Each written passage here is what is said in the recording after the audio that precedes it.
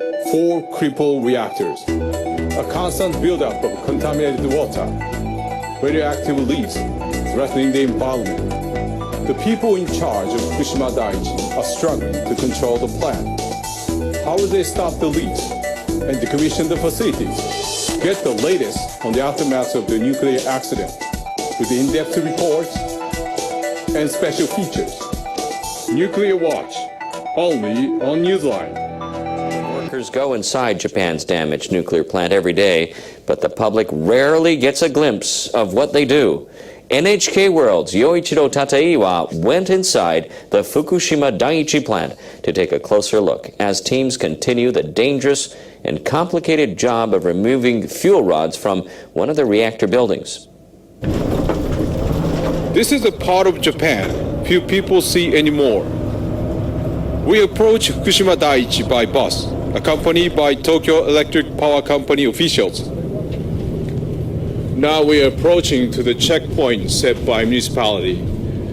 This is about 5 kilometers from Fukushima Daiichi nuclear power plant. And beyond here, access is severely restricted. This is where the control center of the Fukushima Daiichi, where we're going to go in.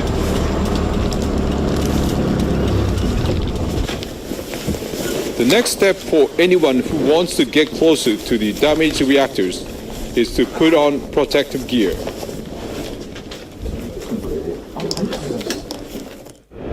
The workers are removing spent fuel rods from a pool in the reactor 4 building. This unit didn't suffer a meltdown, but radiation levels remain high because it's close to the other reactors where meltdowns did occur. The workers extract highly radioactive spent fuel assemblies from their racks inside the pool and place them in a special container. The whole process is carried out underwater. It shields the radiation emitted by the fuel rods and keeps them cool. Exposing the rods to the air could lead to a massive release of radiation. Workers know there is no room for error. Each team has 6 highly qualified members. 2 men control a crane to remove the fuel assemblies. 2 others work as the eyes of the operation. They control an underwater camera and lighting equipment. They also record the procedure. The remaining pair supervise the operation and keeps track of radiation levels. If they detect high levels, they coordinate an evacuation. 6 teams rotate in shifts of maximum 2 hours per day. To give you an idea of the levels of radiation workers face, this device shows 100 microsieverts per hour, which means if I stand here 10 hours, that would exceed the limit for civilians. But workers here have 50 times higher limit. So far, radiation levels here have been kept lower than we initially estimated. We will continue our efforts to reduce the workers' risk of radiation exposure as much as possible by improving the working environment. Once the container is loaded with fuel assemblies, workers transfer it to a storage facility. The teams have to remove more than 1,500 assemblies from the reactor 4 building. Then they will extract fuel from the reactor 1, 2, and 3 buildings. Tepco managers say they expect the entire operation to be finished by 2020. Then crew will have to remove molten fuels from crippled reactors. There is no shortage of risk factors here. Workers have many stressful and difficult days ahead of them.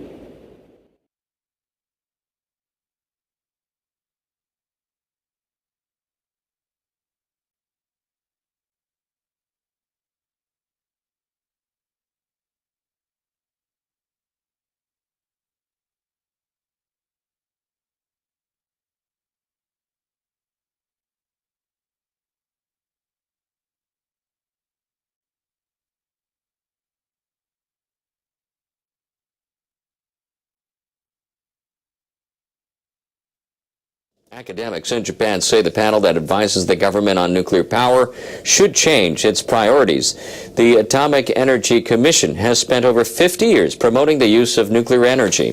The academics say its members should focus on tackling problems the industry has created. The experts say the Commission should address a limited number of key challenges. They say those challenges should include disposal of radioactive waste and helping government leaders decide how to deal with the crippled nuclear plant in Fukushima. They say the Commission should also make sure nuclear technology is only used for peaceful purposes, such as power generation and research. The experts plan to finalize their recommendations next week.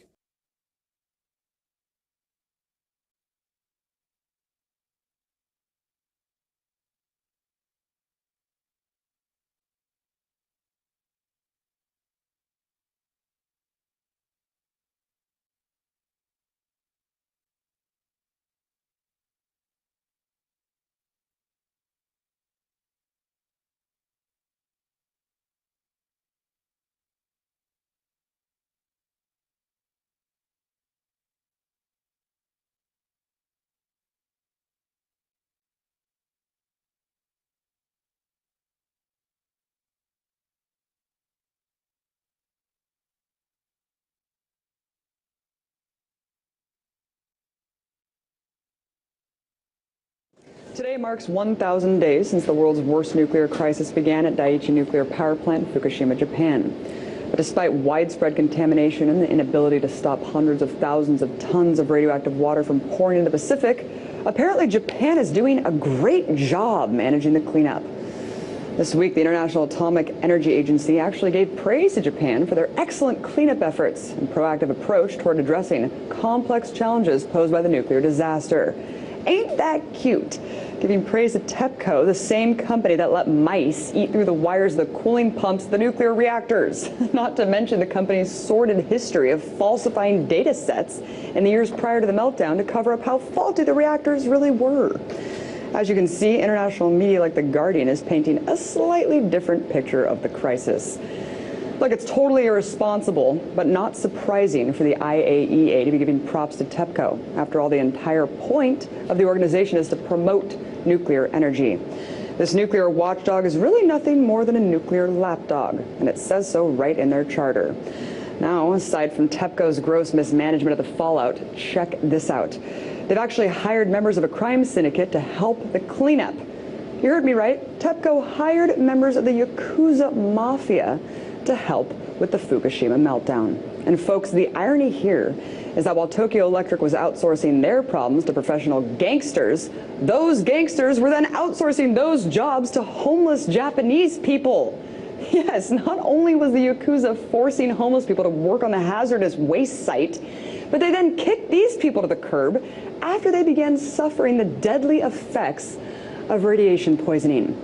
But hey, I guess that's the kind of proactive approach the IAEA likes to see from its nuclear partners. While this controversial secrecy bill in Japan has sparked strong public opposition and protests, the bill drastically expands the definition of state secret and increases the possible jail sentence for those found guilty of leaking information to 10 years. According to a poll by Japan's Asahi Shimbun, 61% of voters think the bill is being passed too fast. 3/4 of them think the law would create new secrets rather than strengthening the protection of currently existing ones. Protesters say the bill is an authoritarian move which could lead Japan back to the Second World War era. They said the forced passing of the bill is a form of political terrorism, infringing people's right to know and the freedom of expression. If the bill is passed, it will represent the covering up of people's ears and voices. We ask that this bill be abolished. The word secret causes anxiety among people, especially when it is used by the government. Though we don't understand the procedures in the bill, we feel something bad could happen.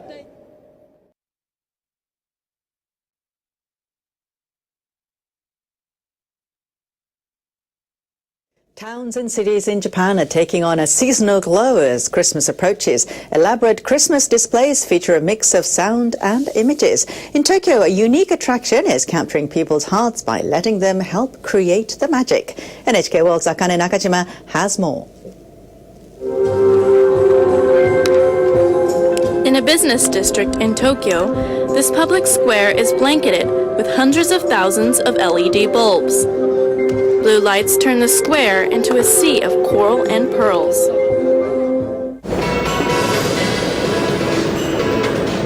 Animated images of marine life are projected onto this building using projection mapping technology. They tell the story of marine creatures trying to collect Christmas illuminations. The title, White Christmas in the Sea. This spectacular display draws in the crowds. Many people drop by after work to have a look. Organizers expect about 350,000 visitors this year. This program has a special feature. Sounds made by the audiences triggers changes in the projection.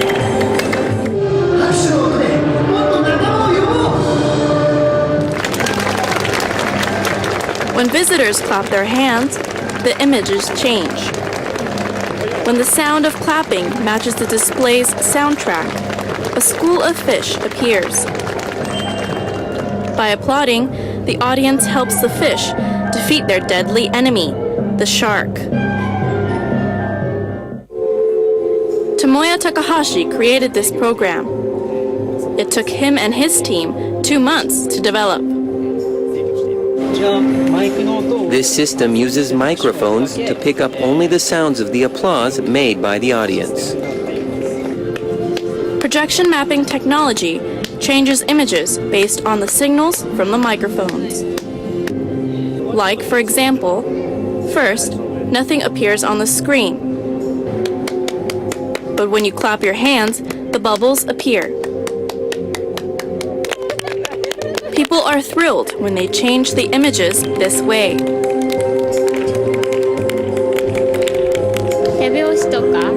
I didn't know that you could have so much fun by clapping hands. I'm glad we could take part. I like this new idea of audience participation.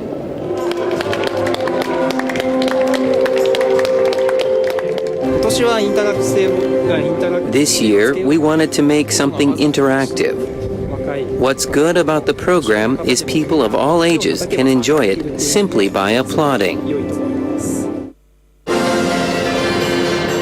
People can enjoy the illumination event each evening until Christmas Day. Akane Nakajima, NHK World, Tokyo. Nuclear safety officials say they have located potentially dangerous radioactive material that's used for medical purposes. It had been removed from a stolen truck earlier in the week. The material cobalt-60 and the truck were found abandoned outside Mexico City on Wednesday. 2 armed men stole the vehicle on Monday, not far from where the cargo was found. Officials say the radioactive material had been removed from its protective container, putting anyone who came in contact with it at risk of radiation exposure. Authorities sealed off a 500-meter perimeter around the material and sent a team in to recover it. They say there is no health risk for local residents. Cobalt-60 is used in cancer treatments and other medical applications. The International Atomic Energy Agency has been urging countries to take steps to prevent the material from falling into the wrong hands.